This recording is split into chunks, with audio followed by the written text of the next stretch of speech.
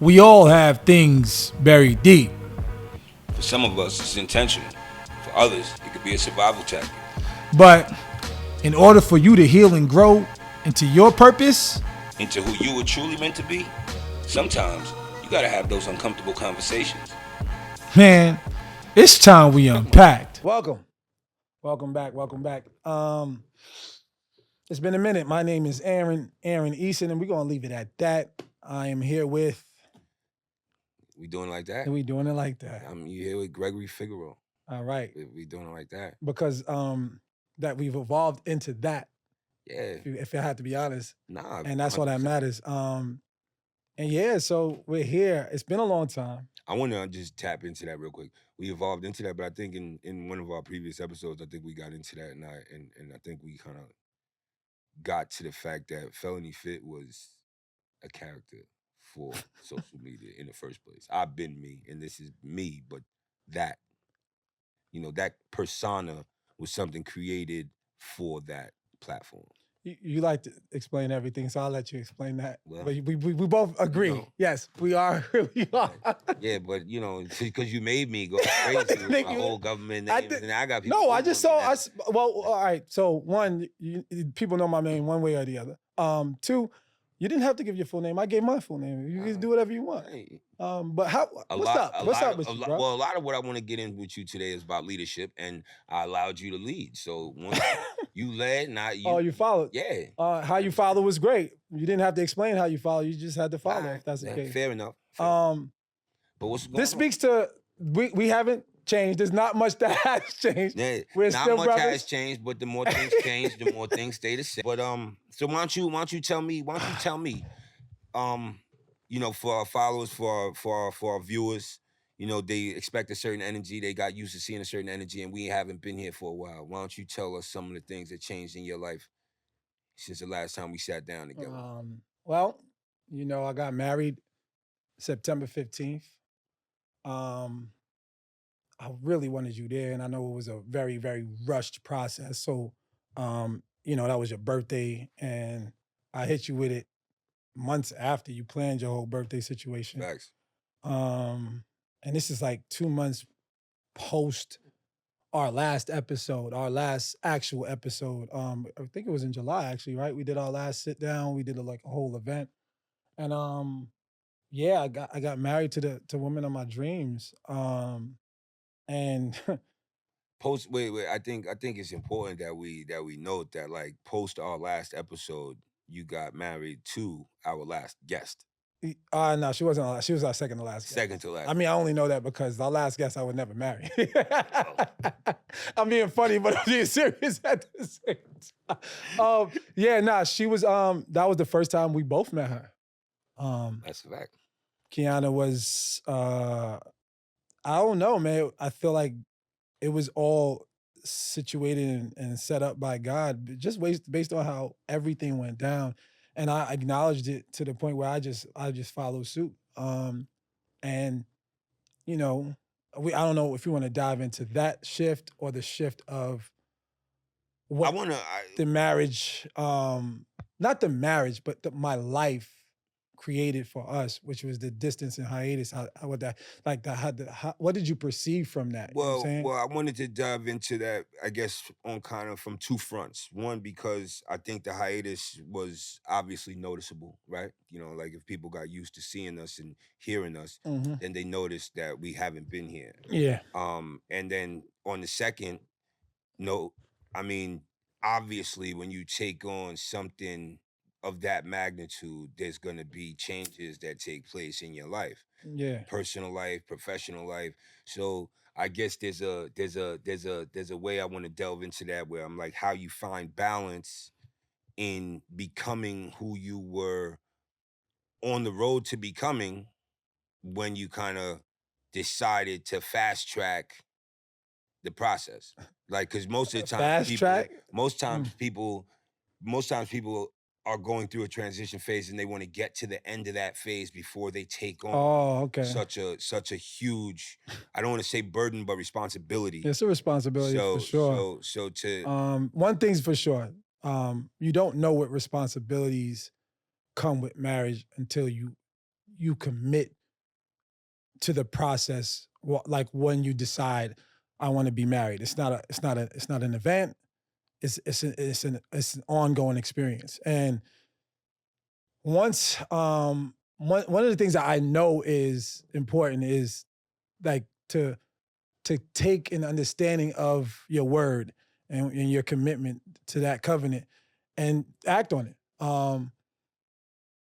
I don't think that it was fast track. A lot of people don't understand the dating process for me and my wife was intentional, like super intentional. There wasn't a day that we didn't spend together.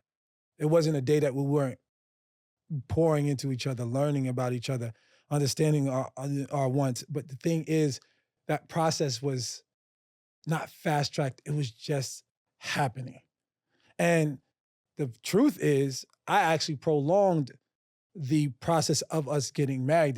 The interest of us getting married was kind of like manifested in four months, and I pushed against it because, and this is what I wanted to speak to based on manhood and masculinity and stuff like that. But I had no clear vision or understanding of how to maintain stability for this relationship as a man, let alone as a man of the house and a Well, father. well, Um, give me a second here because you said a lot in that moment, um, and I think that there's a lot that got to be understood here because you said you didn't fast track the process. In fact, you kind of pushed back against how fast it was going. To that, that's what I got, right?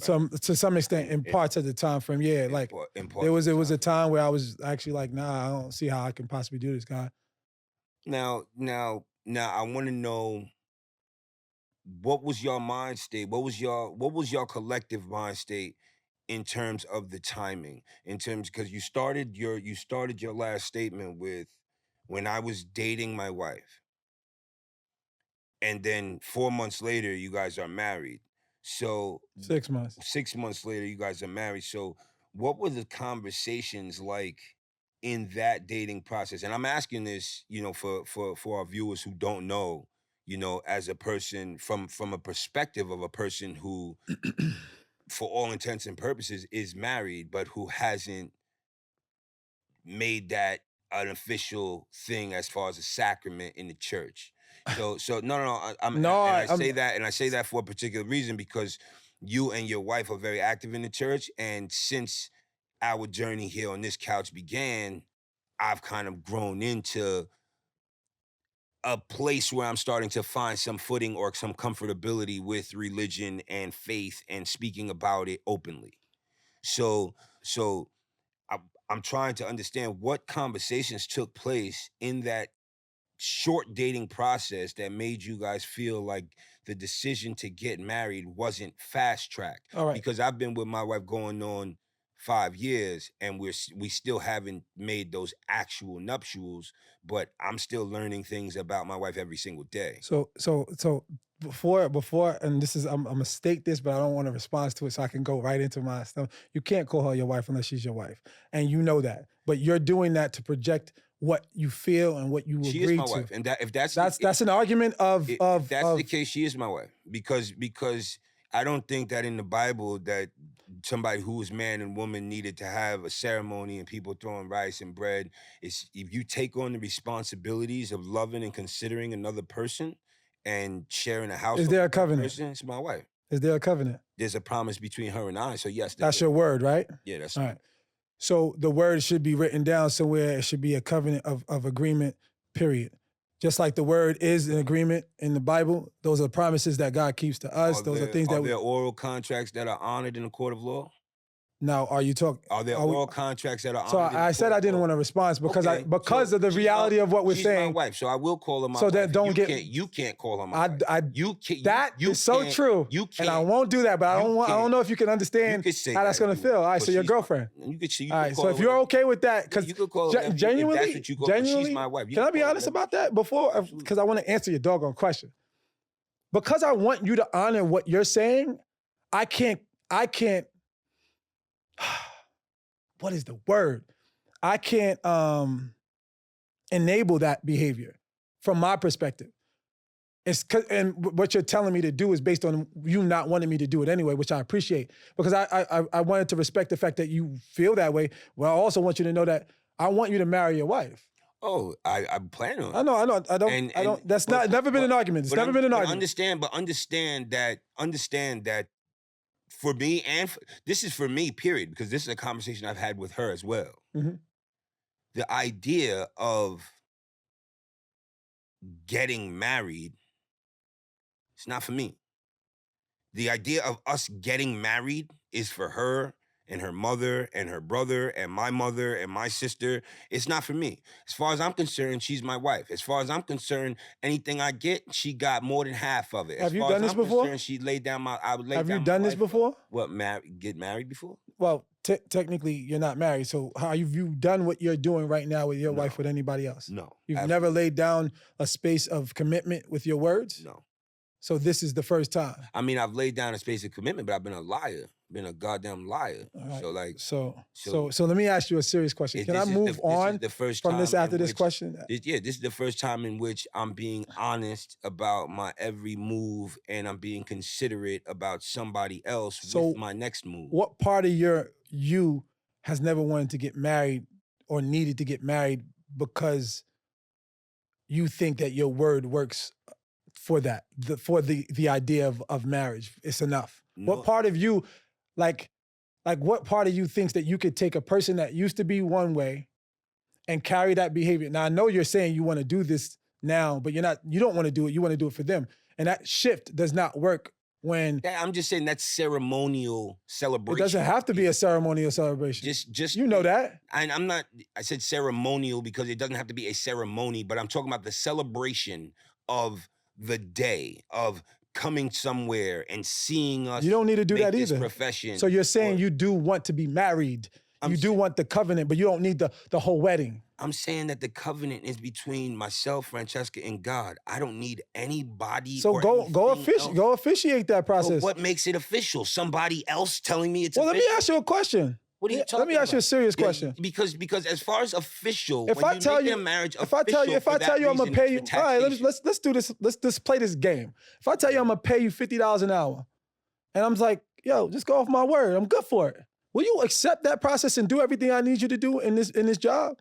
Will you process yourself to commit every week, every month, your entire life to the schedule of what I need from you based on my word? I'm asking a serious question. Yes or no? Yes or no before you go into the defending and defining it. You don't want me to answer that the way I want to answer. I don't care. I just want to know if you will do it, yes or no, and then you can answer why. Okay, yes. You can do that. Got you. Yeah. If I've had more than 6 months of a sample size of who this person was. Do you realize that doesn't matter? That's not it does. That's not the commitment part. It does. The commitment part is because there's something honored on. You know why it means a lot to write something down? I'm listening to you, but agree in covenant to make sure that we honor stuff, even if it's in conversation. To agree, not so much on paper, but with God's appointed presence to agree. Because in my opinion, God's appointed presence being another person. That's God's appointed presence being a minister or somebody that is sanctioned to perform this union is who you're saying. In the sense of we're going off on a tangent with this, but no, but that's what I'm asking. Well, you know what I mean, in the sense of when you have what do they call it? Someone that officiates? No. That signs something like that. Two parties are in agreement. What did they call them? People that you go to. I don't know. Moderator, mediator. No, it's I'm not sure, but go ahead. The process of making sure something is done needs witnesses. Okay. Right, that's why. Like you and your wife are not going to be holding each other accountable without a support. You know what I'm saying? No, genuinely. No, that's what that's for. That's why the reality of a marriage exists. 1, 2, you're honoring God's process, man. So the evolvement of how we do this isn't for the law per se. but it's It's all for us about to how commit to something. but it's all about how you interpret what God's process is and how God's process, that the way it's stated is So why supposed to would you be. do it if you don't It's agree with supposed to it be at act all? out. It's supposed to be, no, I'm saying, well, I'm not saying that I'm not doing it, and I'm not saying that I don't agree with it. I'm saying I agree with it, but that my ways of going about things are a little bit differently than everybody else's. What I'm saying is she requires that, her mother wants a ceremony, my mother wants to see a ceremony, all that stuff. That's all cool. But at the end of the day, the covenant is between myself, Francesca, and God. And the witnesses to that covenant are all the people in our lives who have witnessed the evolution, who have witnessed the change and the responsibilities gathered, and who we are becoming together and who we have committed to become together. So, like, there's witnesses every day to my marriage. Just because it hasn't been officiated in the church doesn't make it any less marriage. That's why I say she's my wife, by all intents and purposes. So that's what I mean by that. All right. Does she feel the same way? Yes, she does. So why does she want to get married?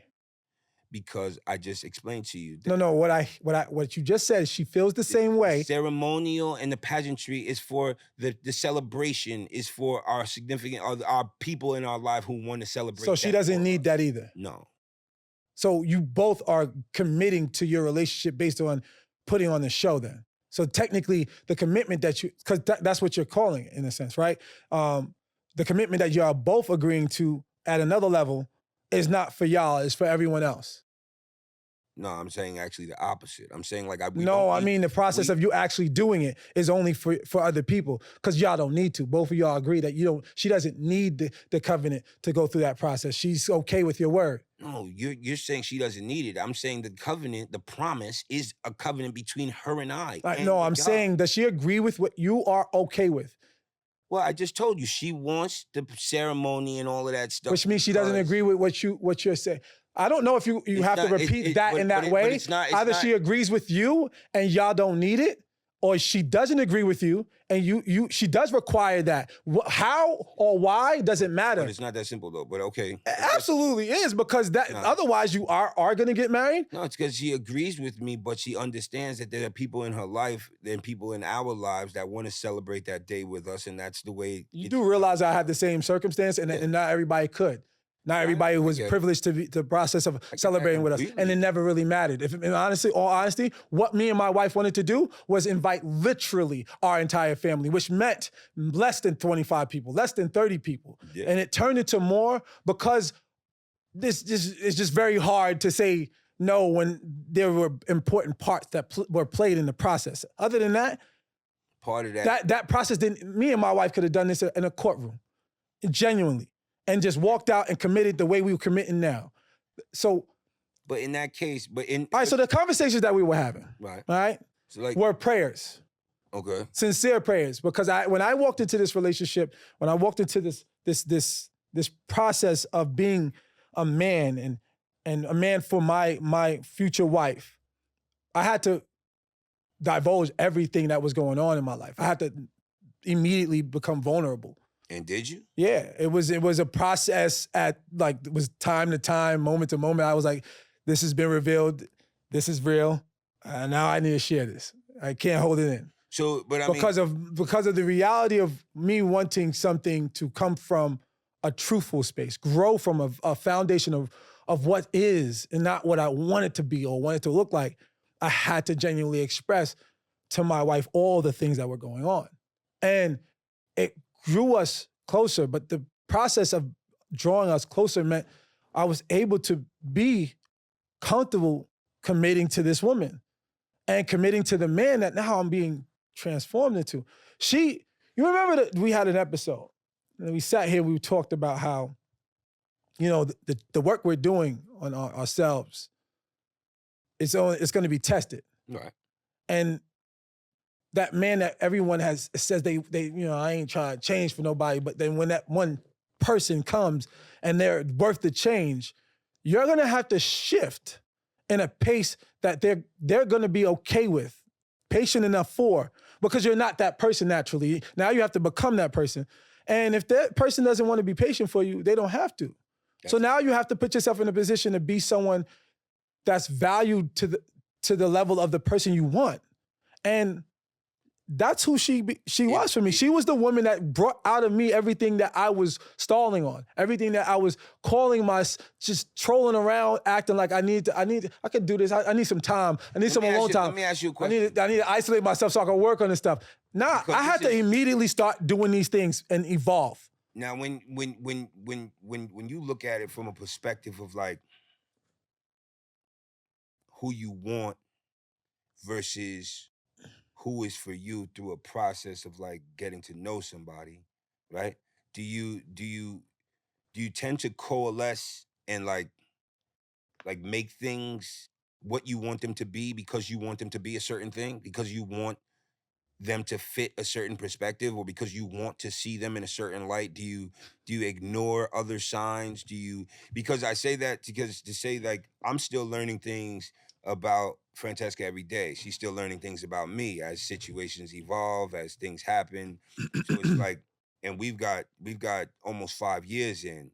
So it's like in that process, in that courtship, and in that unrobing where you're just telling each other so much and being vulnerable with each other in so many different spaces, isn't there a guard that's still naturally built up in that time period? Like in 6 months, I could be honest and say, Francesca, and I don't even think either one of us knew who. You didn't come from an intentional space from the first 6 months though. Well, that's the thing. But and I'm not coming for you. We both know. No, but I'm not coming for you either. But I'm saying, and we had this conversation on the phone a couple weeks ago. Like I remember we sat here on this very set, and we had a conversation a couple of weeks prior, and you were saying I'm not ready to be in a relationship. Sure. And then a couple of months later, you were getting married. My wife literally threw that at me on the first date. Before the first date, when I asked her out, she said, I literally sat there and heard you say, you need to work on yourself. And I don't want to get in between that process. And you know what my response was? I don't know why or how or what, but I know that I need to pursue this relationship with you. And what I was actually going through in this relationship was a buildup of isolation and a pour-in. One of the things that you asked is, how do you know if you're doing this to just try and get what you want out of, like, because you want this person, so you're gonna do everything that you know about me and everything I know about you. We've talked about on this podcast. You've been in a relationship at the time of a lot of the stuff we discussed, and I wasn't. There's things about me that you know that I wanted to work on, that I was trying to figure out. I was fighting. I fight. Even in this conversation to open up this podcast, you were telling me about some things that needed change. And I've been honoring the reality that there's a version of my speech that has to follow through with what I genuinely want, as opposed to what is, right? But everything that I wanted to be, everything that I was calling myself to be, my wife fast-tracked. She demanded, and that wasn't based on anything that came out of her. It was who she just naturally was. And her ability to want me, it raised the value of who I needed to be. Her ability to have a daughter that was a great little young woman, it raised the ability, the idea of the value of a father that I wanted to be. But you know how God works? But He humbles you to not have anything to work off of but the need to build your character. Okay. So the timing was just impeccable, because you think that I wanted to have these encounters with my wife prior to marriage that made me understand that maybe this wasn't a good idea. But then I realized, like, there's no way I would be who I am today without forcing or taking the risk and committing and trusting God to know that He made the right decision.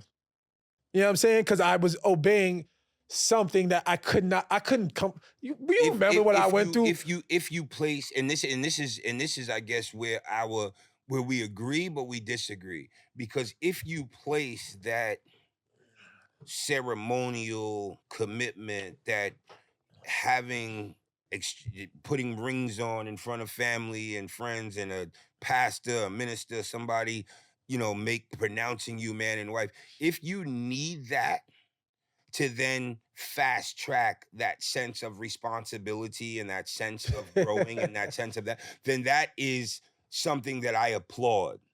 But for me, it was, but I think for me, and this is the reason why it's different, and this is the reason why I call Francesca my wife, but we haven't gotten there yet, is because Oh God, you're not ready for this, bro. getting into that, she's just shown me so much, and she's shown me to grow she's taught me to grow so much and reveal so much of myself that I I can honestly say that commitment and that bond is deeper than it could have ever been if it had gone any other way. But that's not to say it's the same for every relationship. So while I'm not downplaying the way you went about it. I'm just saying it wouldn't have been ideal for me because you first of all, you don't come from the same like understanding and respect for relationships that I do based on how I started coming out of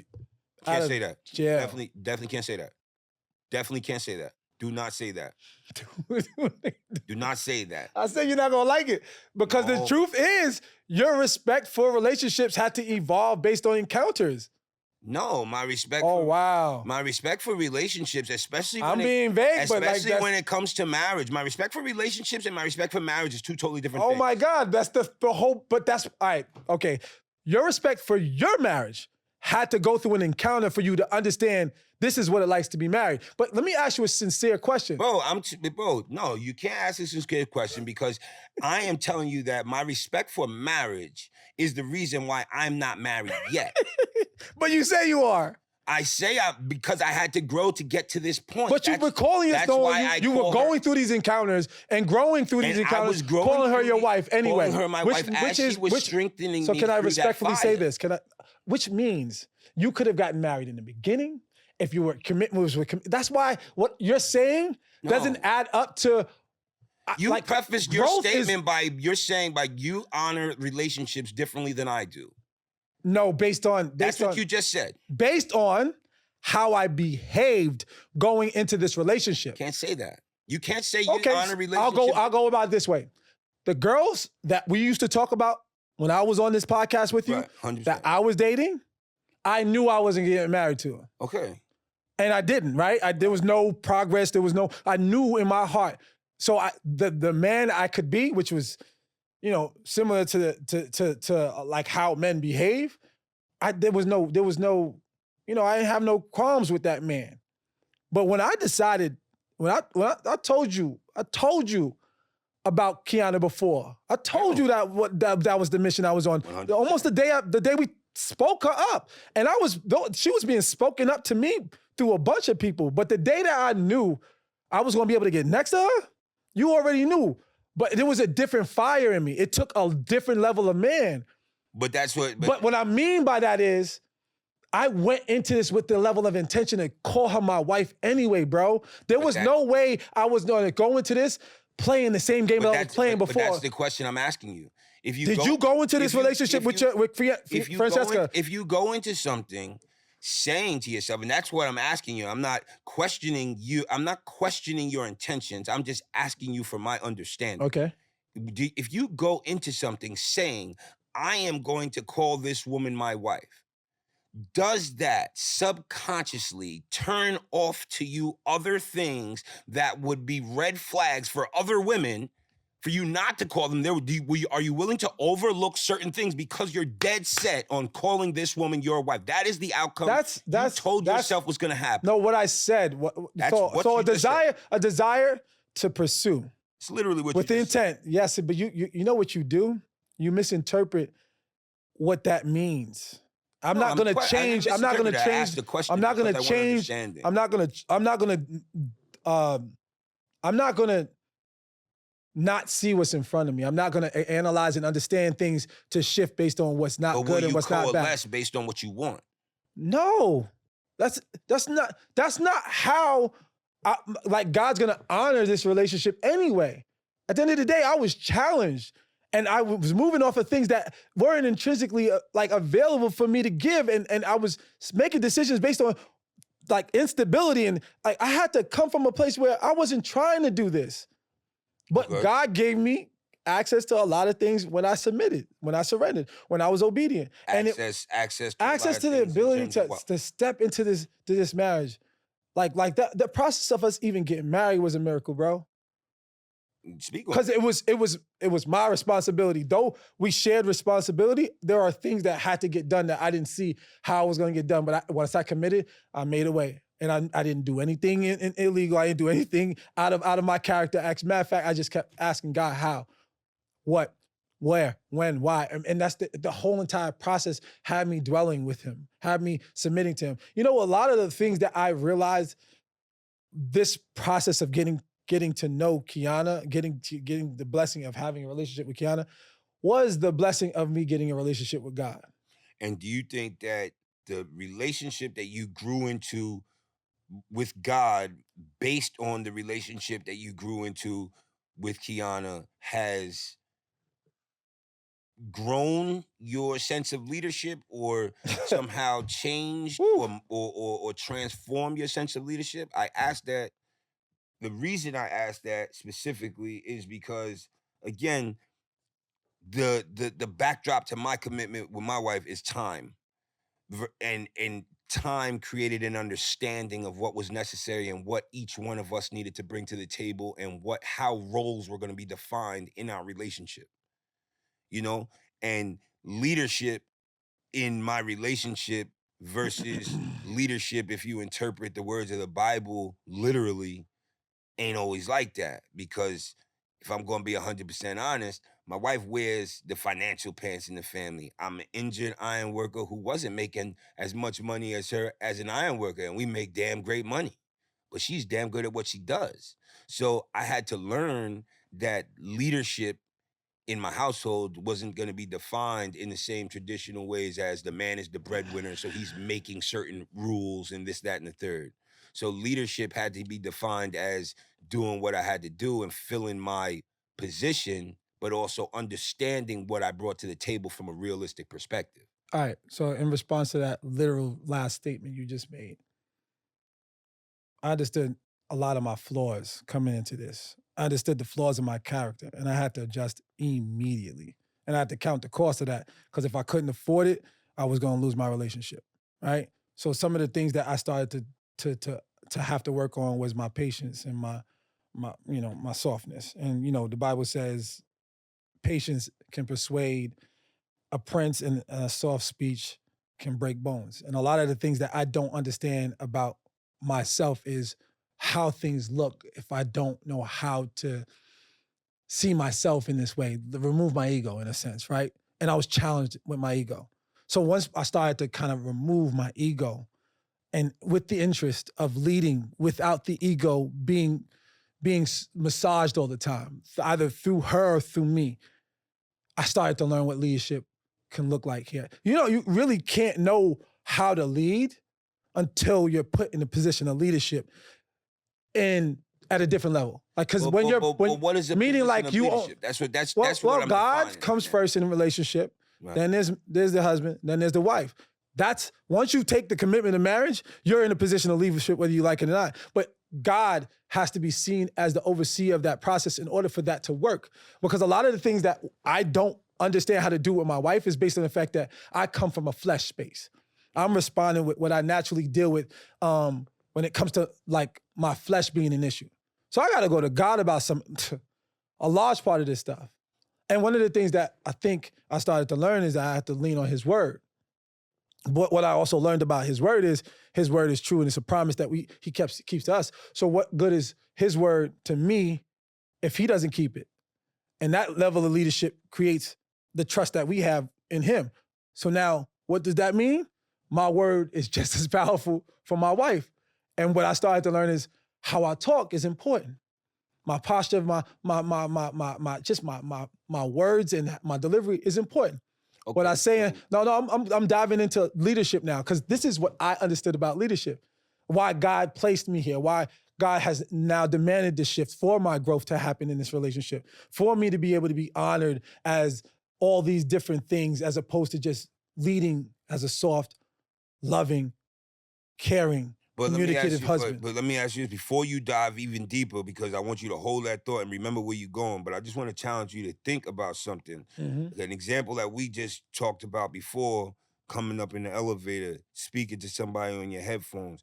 Like, has these shifts that been created been a shift that's only been created for Kiana? Or is this a shift and a softness that's just been created in Aaron for Aaron to be a better version of himself? The reason I ask you that is because if you only become a more considerate person and you only check your ego for your wife, that means everybody else falls victim to you being an egomaniacal person. You know what I'm saying? So is it that she softened you or that you found a woman that you can be soft for? There's a difference. I think Because that the charge to be a better man was was it was time. I've been talking about wanting to do this work prior to you're trying to play this game where you introduce Kiana as the catalyst of my shift. Whereas you don't realize that I sat on this couch with you talking about all the things that I've been wanting to work on, and I've never had a genuine interest well, if I to got shift them with time well, that's only because I and love you, time though. of interest of just getting the work done. But that's only because I love you. Because you No, no, no, sat no, here, no. because you sat here and you've had these No, so conversations with me, that's why. that's a great question. The people that But like we to both see know us, that we're changing based on the things that we want to do anyway, and God's honoring that change with a blessing. I am getting to have a wife and grow into the man and be accountable and be held accountable for the things I say I want to do. That's all he did. He gave me something that held me accountable. That's it. Absolutely. He gave you something that held you accountable. But when I'm asking you, and I'm asking you from a space of genuine conversation, but then also genuine from a perspective of a man trying to understand how other men in marriages make decisions that affect both them and their wife. You know what I'm saying? I want my wife to be happy. And that happiness comes from me sowing into myself, a softer man, a man that can be true to his word. But this is not because I want my wife to be happy only. I want to be a good man. But this is what and that's all that comes to fruition. But that's the only for thing me and you too. That was the only thing I needed you to say and answer the question. Because I wanted you to say I don't have a problem with your question. I just want you to understand the questions that men hear challenge the ability for them to understand who they are and who they can be, because people ask questions that way. And don't get me wrong. In a sense, my ego is expressing, and that's why my approach was that, because I know you're asking this for the genuine, general public to understand that can be the perception, or that could be the idea of why a man would possibly want to shift and make themselves better. And sometimes people are only better for their counterpart and not better as men in general. But I don't think God puts people in our lives for us to operate with them and them only. I think it's the shift that you have to understand. These are encounters, bro. These are encounters to grow you. God can put people in your lives for reasons, seasons, or lifetimes. And you get to experience those lifetime things when you shift for the lifetime. Some things are done in the season, because when you shift, you might outgrow you, or you might outgrow me, and that season might be done. But I wasn't. You understand what I'm saying? I do completely. And I think that maybe the misconception was whether or not I was saying that the shift is complete or incomplete versus why I'm doing it, who it's for. Well, not necessarily why you're doing it or who it's for. I'm just saying, is it so broad that it is for Aaron to become a better person, which you answered. That's why I tried to cut you off and say that's exactly what I wanted to hear. I'm sorry. Because the example I gave with the coming up in the elevator and speaking too loudly, it's just an example. It's speaking to consideration. I was asking that, and I use that as an example to say, like, are you only more considerate since you've been in your relationship to Kiana, or has Kiana brought out qualities in you that make you softer and more considerate to everybody that you encounter? I think in some that's what I'm getting at. Because both of those answers can get a yes. Part of the thing that grew me, and part of the thing that made me more mature and made me come into the person that I am, despite some of the things that I always say I will not be is the fact that my wife has, when you share a union and you share a household and you share that closeness with people, their qualities tend to rub off on you. Mhm. You know what I'm saying? And that's one of the most beautiful qualities about my wife, besides, like, I guess it would be that, because it speaks to her tremendous, like, heart and her wanting to give to other people.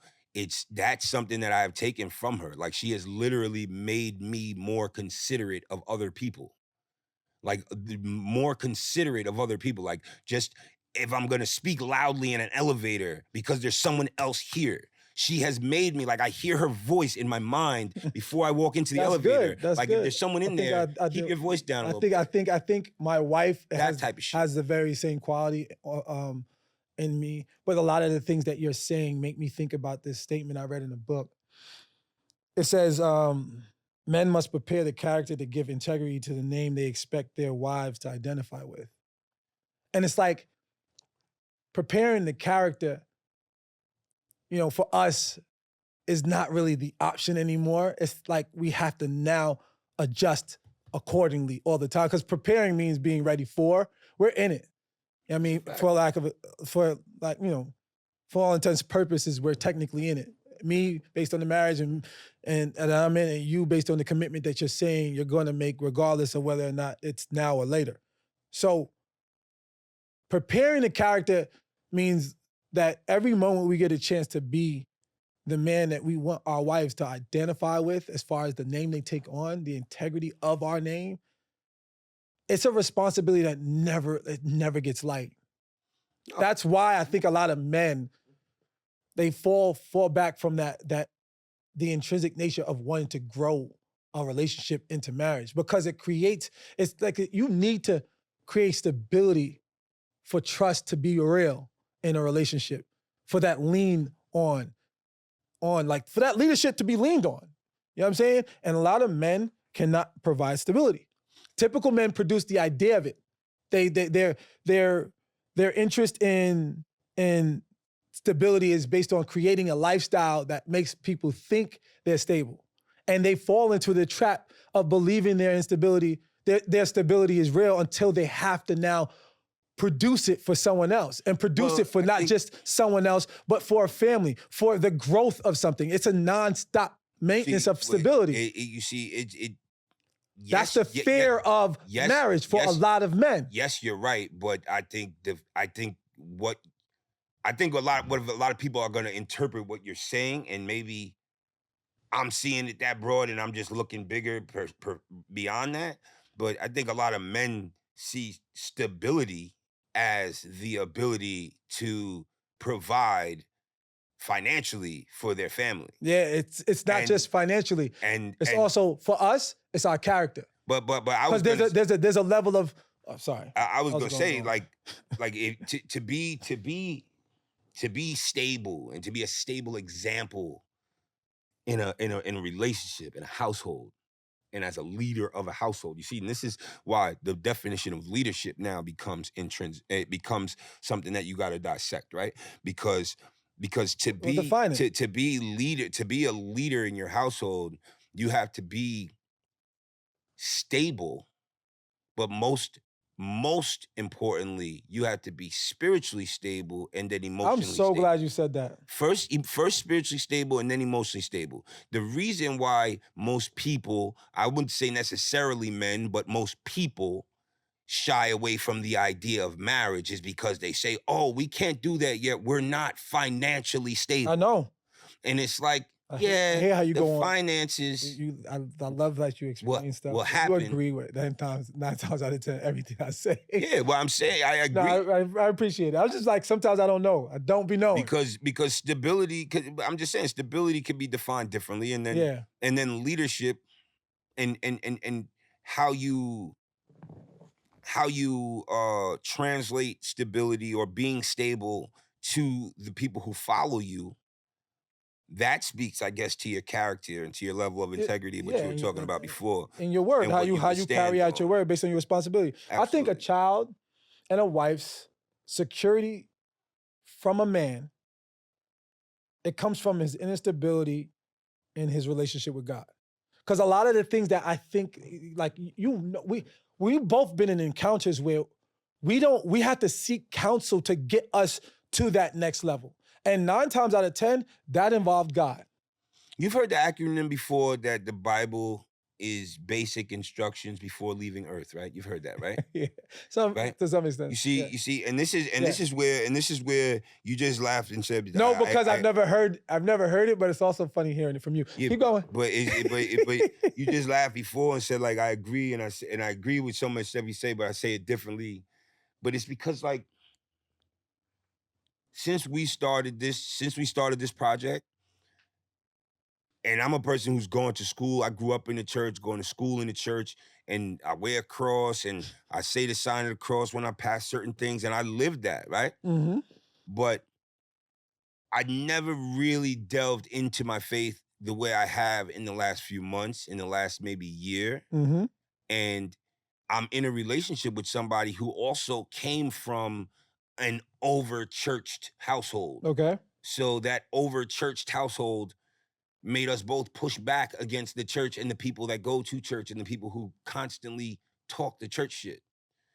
But the fact that you said that just now is crazy. But what has happened, you see, what has happened is because that has always been the case, God naturally called us both to him through a channel that we can understand and we can vibe with, where it's not like my church is not fire and brimstone and people getting up and speaking in tongues and nothing like that. But I tell you what, whether my wife is here, like my wife was away on business this week, as you know, I was at church Sunday morning by myself because That's good. it has created a channel of communication, at least a channel of tapping into a vibe or a frequency with like-minded people.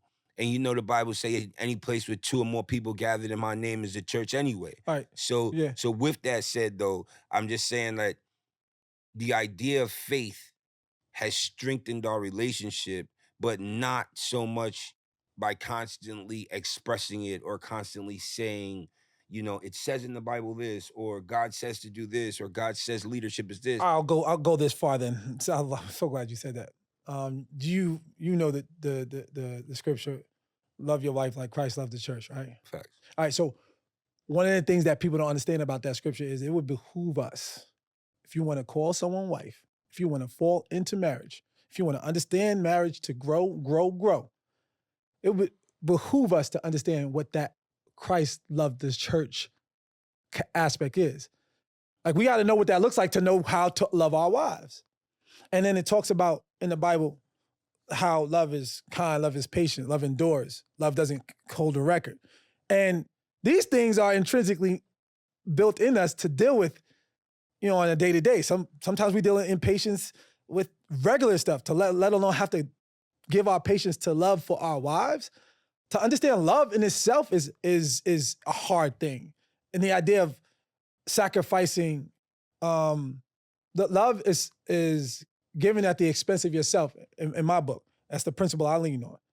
But what I've realized is given at the expense expense of yourself. The only way you know you love somebody is when you can sacrifice yourself in the process, in my opinion. It's my opinion.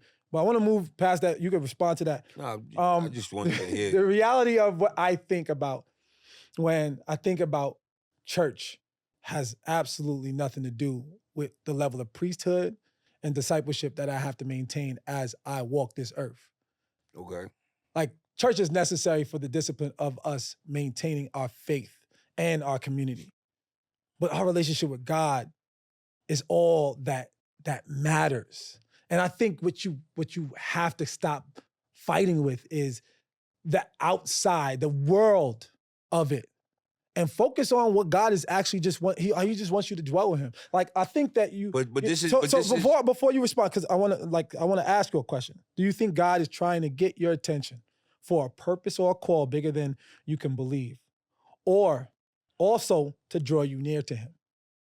Because a lot of the things that like you go from one extreme to the other, and I'm not trying to come for you in that sense, but when you go through encounters, bro, you become a real devout man of God. And I'm not saying in a good way. I'm saying in Well, like you start to lean on all the things you've learned well, and all the I'm things gonna you know say, true I'm gonna say to your that. relationship with God. Well, that's very true, but that speaks volumes of who I am if you know me. Yes. You understand?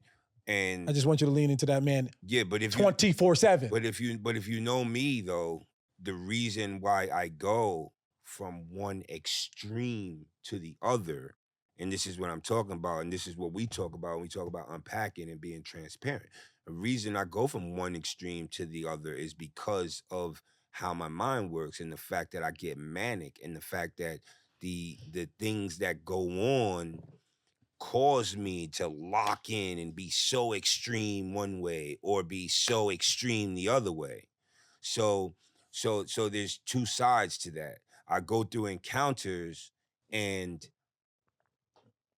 I get extreme because of the nature of whatever that encounter may be. You know, for instance, I was in prison for all those years and my relationship with God was one that other people would say is devout because he's in church, he's this, that, he's there, the third. But what I'm coming to realize and what I've grown into, and this is what I was expressing just now, is that the real relationship with God, the real relationship isn't something that is projected for other people, Mm. but they see. It's not projected for other people, Well, it's funny but you they say see that. it It's funny you say that. because you're a good person for the sake of being a good Yeah, but person. good has nothing to do with the Bible. That That's has my nothing to do with your but relationship with God. but I'm it gonna walk you no through no with no this. but him and here's where I feel differently. Can I explain that before you? Go All right, so for it. there's a scripture in Saul. We gotta wrap this up. But there's a scripture in Saul. Saul disobeyed God, right? He disobeyed God. uh, Period. God asked him to kill everybody, everything moving. That man spared the king's life, and he saved the good cattle, the good animals, the good. And then he wanted to sacrifice it to honor God. So Saul um, hears from Samuel, and Samuel's like, "Yo, dude, why did you disobey? Like, like now God cannot honor you as king. Remember, Saul was only king because the people needed a king." And God and Samuel's like, yo, he's a good option. God's like, all right, I'll try it out. But God knows what he knows. Like he's like, all right, let's see. I'm gonna give him a chance. Yeah, just to And teach guess that what? lesson. And guess what? That man disobeyed God at the most basic level. He did what he thought was good. Because what's wrong with sparing a man's life? That's a good moral thing. The people didn't want him to kill him, so he spared the king's life. The people he thought it would be a good idea. Sacrifice all the good animals for God. I'm like, that's a great idea. What's wrong? Nothing about that is wrong, but it's disobedient. And what I think people keep forgetting is when you start to walk, and when you become a man of God, you have to take up your cross. You have to be like Jesus. Yeah, but And the process of taking up your cross has nothing to do with anybody else and everything to do with everybody else. Because last time I checked, our discipline it will never be for us. Your discipline, see, you keep playing this game where you say it's for people to see, but it's for me. You forget how many people are inspired by your discipline, how many people walk through being who they need to be because your discipline is what it is. And then you gotta start remembering your responsibility is carried to taking up your cross, bro. You have to remember that, and this is the reason why just we differ, but we see it on the same. We agree to disagree because we ultimately agree. You know what I'm saying? I hate that But you do that. but the fact of the matter is, I don't share that premise, but we get to the same bottom line. Ultimately, Yeah, but you also do share that premise when it's time to. When it gets the crisis has come, you become all right. Not really. Oh my God, I wish you could see yourself, bro. Because the level of man that you submit to, the level of honoring God, like it has nothing to do with anybody else, but what you need to do with God. Because I'm gonna tell you why I agree, but I don't agree. I agree because I think the bottom line we get to the same answer from the equation, but we go through the work differently. And the reason I say that is because I don't interpret the Bible or the Bible stories or turn to the Bible or the Bible stories necessarily in every situation to define or to even be able to compare. I'm saying to you that good and bad and obedience to God and treating my neighbors and my other people as I would like to be treated, that's a natural thing that comes naturally to certain people. It comes naturally to certain people. I can agree with that. And I don't need any book in this world to tell me that I You gotta don't be a good right, person. but No, there's I other don't. things that you did need to from that book, and that book not- was what you you didn't- called you it. didn't- you It's didn't- basic you didn't- instructions before but you leave you- this earth. You said that. Right, but the book is supposed to be interpreted figuratively, not No, literally. no, That is the no, point. no, no, no, no, no, no, no, no. That's the point. There's no God. I don't. We don't have time to do that. We don't have time. I don't interpret the Bible literally. That's why I disagree There are every time there you are talk about it. ways to.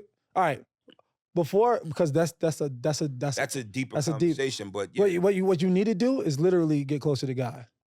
Period. and that's what I've done, and that's what I'm explaining. Granted. However you got to Granted. do it, that's what you got to Great. do. That's for you, and now for you to be a witness. That's a fact. But do you know what it means to be a witness? Talk about it.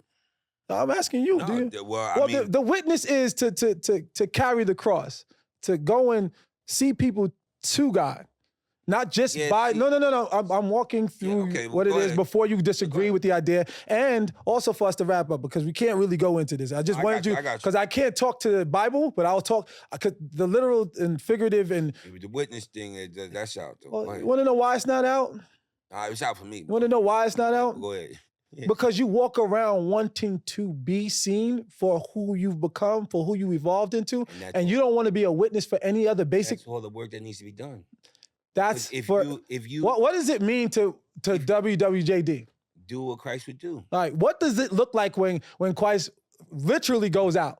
yeah, but see, that you don't have to go out and minister to people. 'cause That's all he did. Yeah, but that's not what I'm doing. All right, so then you don't want to be like him. Nah, not in that case. And if that, and The if he argument punish- is there, and if he and pun- that's and if he it. That's it. I punished don't me, want to and if fight he right there. punishes me and he No, shoots me I'm down for that, then who so the be it. heck is going there? You're going there. You're going there. Because- All no, I'm but my saying point is is- my point is- define what you want to do and do it. Pick up your cross or put it down. Bro, the ministry. Don't wear it for show. This is what I'm telling you. The ministry is being a good person. If you're a good person, people emulate what you're doing. All right, cool. You don't need to go around preaching from a pulpit. I never said that. Because if you I never do, said. I people know. would This start is me That's being a what- witness right now. This is me calling my discipleship. I'm pouring into you what God's giving me, and I'm only genuinely. I'm also trying to operate as that man. I'm trying to use the word and carry that word out. That's it. Well- So here's what I will say. Well, this is what I'm gonna give you. I'm gonna give you an example. And then, I'm gonna give honestly, you an am I example- I'm gonna give you honoring an the man example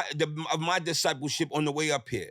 The fact that I was in the elevator and I kept my tone down because somebody was in the elevator with us. That's me being Christ-like because I was considerate of my brethren. All right, cool. You understand what I'm saying? It's about the interpretation. If you interpret everything literally, I'm not arguing. always I'm put not everything arguing. wrong. I'm not gonna argue with that because that's a great example. That's an example. It's a great example. That's an example, but it has nothing Not to an do with. It has example, nothing to it's a do great with example. being obedient. It has nothing to do with surrendering your life. It has nothing to do with honoring it does have to do who with God being called you to be. Yeah, that to what extent though? What do you mean? Meaning, I want you to carry that into your relationship with God, into your relationship to understand that. That's strengthening your relationship. with I God. believe that, but you If have do you unto have your you neighbor haven't. as you would do unto yourself. You're Well, strengthening your then relationship with God. your ability to disciple should not be limited to keeping your mouth shut. Says who?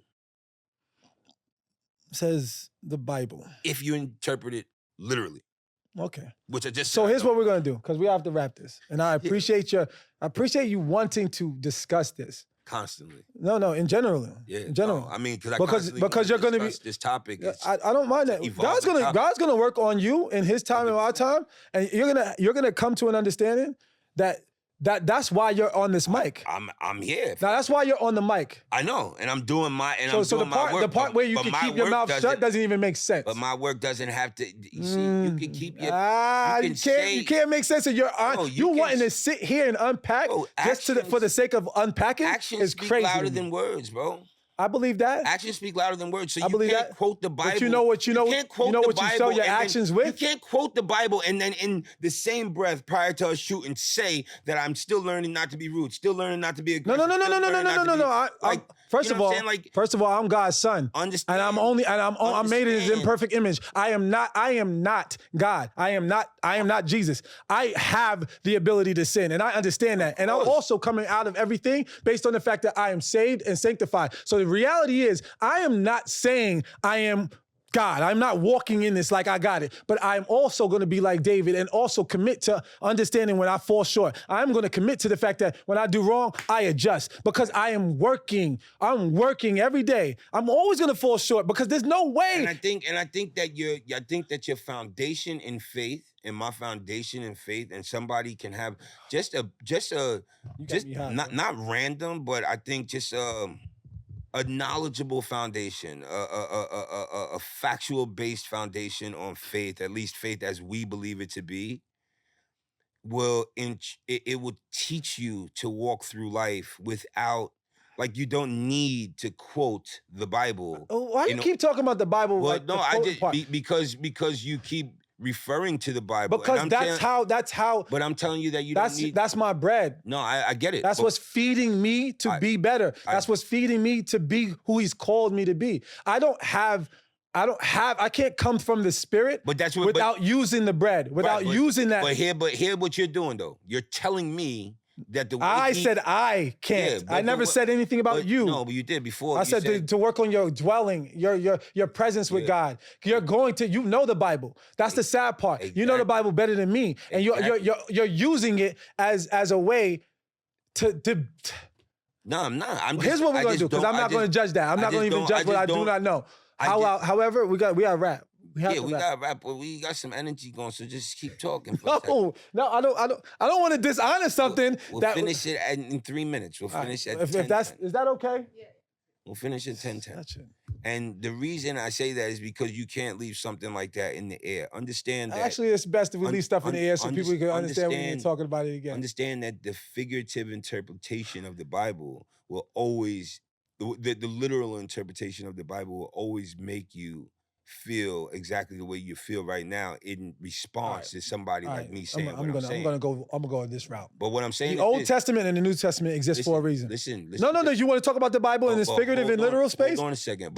Paul gave us clear instructions based on things that are going on today. Okay. All right. So there's no way you can keep looking at everything figuratively or just because you think God said He won't flood the earth based on the man that He decided to let sacrifice His life, His son, for our sins. There's things that were happening prior to that you can't say you would know was literal or figurative, because that man did not like how his creation was behaving. He didn't understand the sin that could be in us came from Him.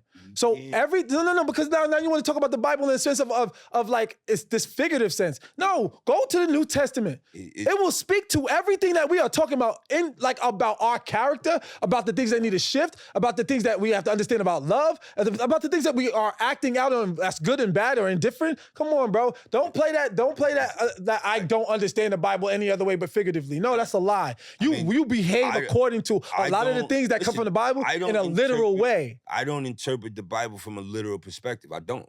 And I'm not sitting there saying that to make argument. I'm telling you I don't.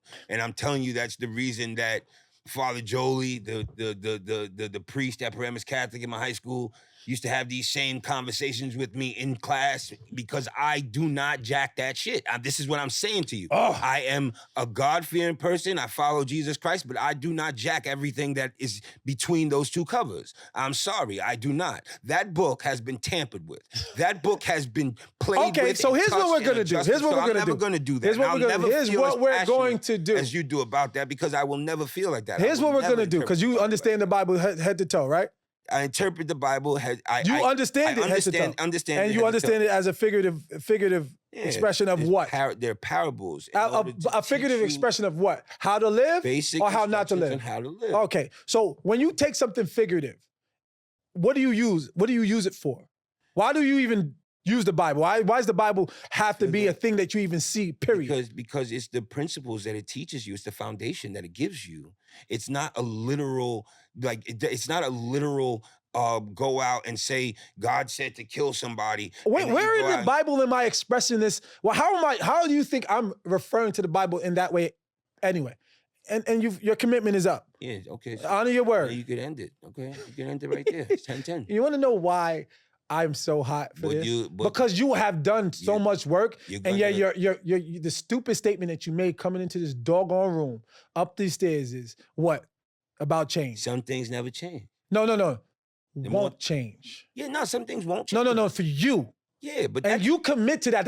That's a character flaw. No, that's it's not. Oh well, okay. It's not a character flaw. In my opinion, it is. It's a character in your opinion. But here's the thing: your opinion about my character doesn't fucking matter, bro. And I love you. Don't take it personal. No, I didn't say it was your character flaw. I said it was a character flaw. I'm not. I said it was a character flaw. You took it personal. No. I never said it was your character flaw. I said it's a character flaw to say some things won't change. And I'm referring to the idea of how you saw Martin Luther King, how you saw Malcolm X, how you saw this just two different people operate with the intent to make things change. Now let's go with the fact that people don't operate with that spiritual principle, that natural principle. So you saying some things won't change is an attitude of how you can behave from time to time with this, that, and the third. I'm not speaking to nothing literal. Let's go with figuratively. Yes, if you have that attitude about life, then you can always lean on it. Listen, everything can change, right? God. Some things won't change. All right. Isn't that a fact? All right. Isn't that a fact? Yes or no? Yes. Is that how you feel about that, or is that where you were coming from? That's what I said. Is that where you were coming from, Greg? Yeah, it was. That's what I said.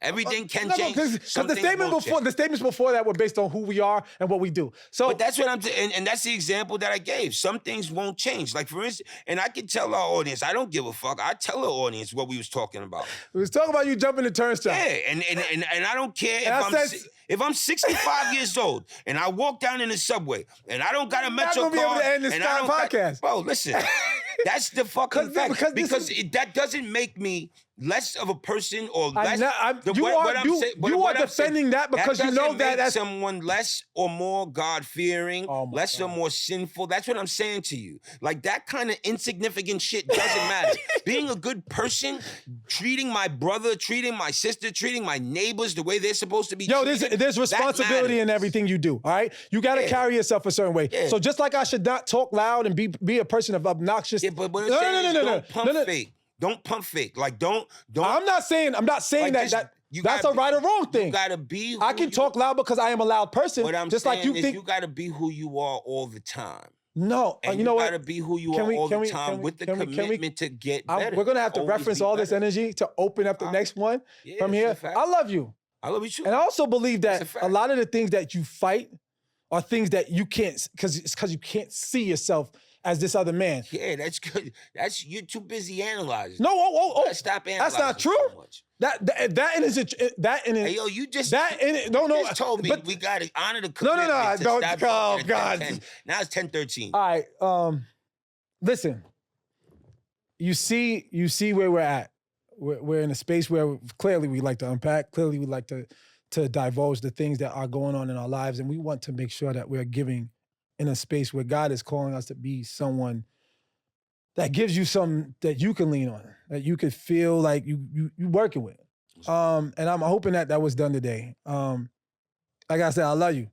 Yeah, man, I love you too. And I tell you what though, and this is for viewers, this is for you, this is for anybody else that doesn't understand. Love don't mean constantly agreeing with somebody, and love don't mean like I just recently been using the word coalesce a lot, but that doesn't mean like kowtowing to other people's beliefs. You could push back and stand firm on what you stand firm on and still express your love and your gratitude for having people in your I agree. My goal is never to impose my will. But it genuinely is to do the work with you and to hold you accountable. And I'm never gonna not do that. That's what love is also. I'm Aaron Eason. Greg Figueroa. And I say this all the time, and I want you to make sure that you imprint this on your heart. Allow your actions to be guided by love, your thoughts to be rooted in peace, and your life to always mature in happiness. God bless, and we back. Let me see you later.